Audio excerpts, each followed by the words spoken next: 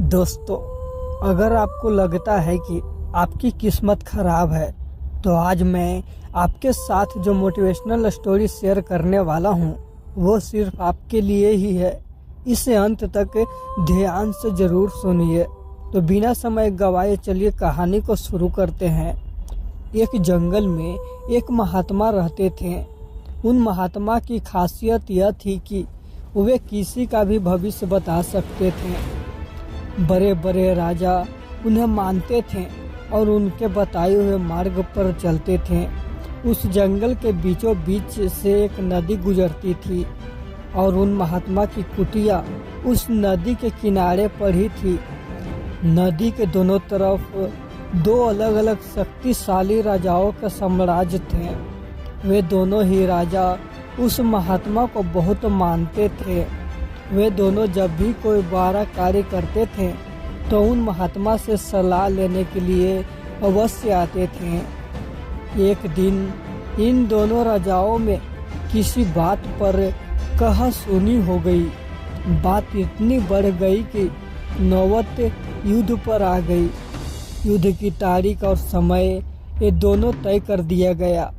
पर जैसा कि दोनों राजाओं का नियम था कि जब भी कोई बड़ा कार्य करते वे दोनों उस महात्मा की सलाह जरूर लेते थे। इसलिए पहला राजा उन महात्मा के पास आता है और उनसे पूछता है कि महात्मा जी, मैंने पड़ोस के राजा के साथ युद्ध करने का निश्चय किया है और इसलिए यह जानना चाहता हूँ कि युद्ध का परिणाम किसके पक्ष में होगा। वे महात्मा कहते हैं कि यदि तुमने युद्ध किया तो तुम्हारा हार निश्चित है। फिर वो राजा महात्मा जी से पूछता है कि क्या जीतने का कोई भी उपाय नहीं है। वे महात्मा कहते हैं कि यदि युद्ध किया तो हार निश्चित है। फिर वह राजा कहता है कि तलवार म्यान से निकल चुकी है, अब युद्ध टलेगा तो नहीं, जो होगा देखा जाएगा। फिर वो राजा उसी समय वहां से चला जाता है और अपने सेना से जी तोड़ मेहनत करने के लिए कहता है। सभी सैनिक राजा की आज्ञा मानकर जी तोड़ मेहनत करने के लिए लग जाते हैं।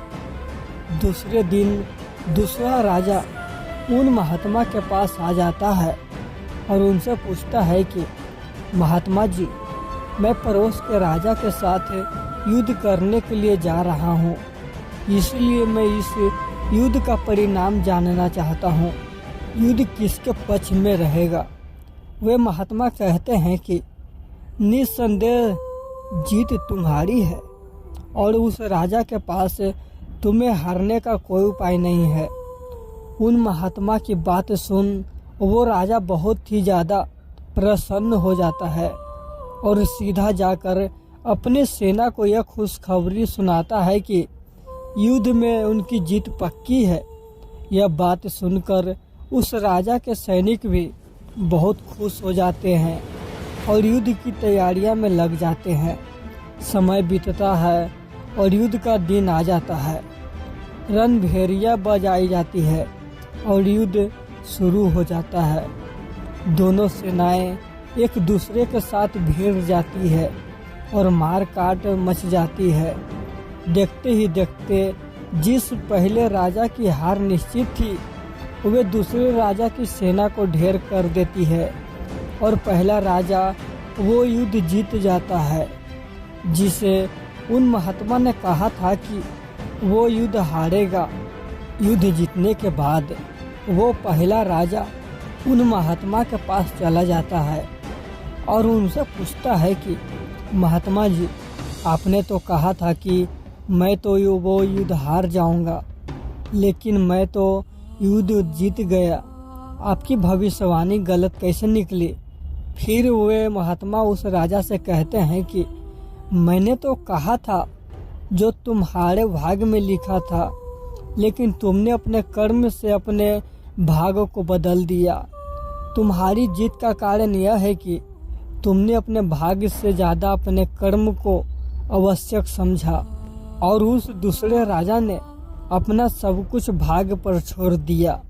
उसने अपने कर्म से ज़्यादा अपने भाग्य को आवश्यक समझा और पूरे समय निश्चित से भरा रहा, जिसके कारण आज तुम विजयी हो और वो तुम्हारा बंधक। दोस्तों, यह बात सच है कि सब कुछ हमारे हाथ में नहीं होता है, लेकिन यह भी सच है कि बहुत कुछ हमारे हाथ में होता है, लेकिन हम उसे भी भाग्य के भरोसे छोड़कर जीवन भर रोना चुनते हैं।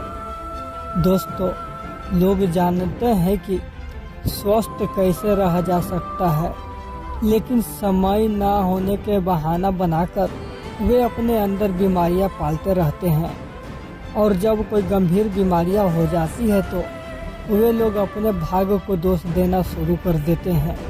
दोस्तों, अगर आज हम किसी समस्या में हैं तो वे सिर्फ हमारे पुराने गलत कर्मों के कारण है, और कल अगर हम इस समस्या से निकलेंगे तो वे सिर्फ आज के अच्छे कर्मों के कारण ही निकलेंगे। दोस्तों, अगर आप आज कुछ नहीं करते हैं तो कुछ तो होगा ही, और वो आपका भाग्य है। और अगर आप आज अपने बुद्धि का इस्तेमाल करके वो करते हैं जो आप करना चाहते हैं तो वो आपका कर्म है। तो ये आपके ऊपर है कि आपको कुछ करना है या अपने भाग्य के भरोसे बैठे रहना है। दोस्तों, यह प्रश्न आवश्यक नहीं है कि भाग्य पहले से लिखा हुआ है या नहीं, बल्कि आवश्यक सवाल यह है कि क्या हम उन चीज़ों को भी भाग्य के भरोसे छोड़ रहे हैं जिन्हें हम बदल सकते हैं।